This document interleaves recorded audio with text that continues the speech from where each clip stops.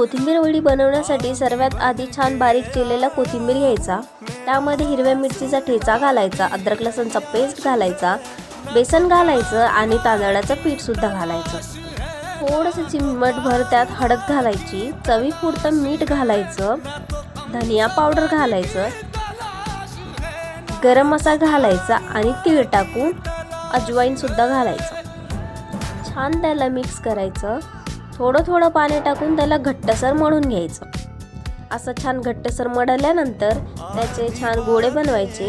एक चाळणी घ्यायची, त्याला तेल लावून ते गोळे त्यात ठेवायचे. गोळे ठेवून झाले की गॅस पेटवून त्याच्यावरती पाणी ठेवून त्याच्यावरती चाळणी ठेवायची आणि झाकवून त्याला वाफवू द्यायचं. वाफवून झाल्यानंतर त्याचे छान बारीक बारीक काप करायचे. अशा पद्धतीने काप झाल्यानंतर त्याला छान कोमट तेलामध्ये छान तळून घ्यायचे.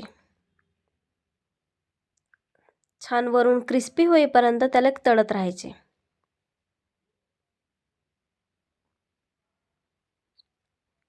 तयार आहे तुमची कोथिंबीर वडी. छान ठेच्यासोबत त्याला खायचे.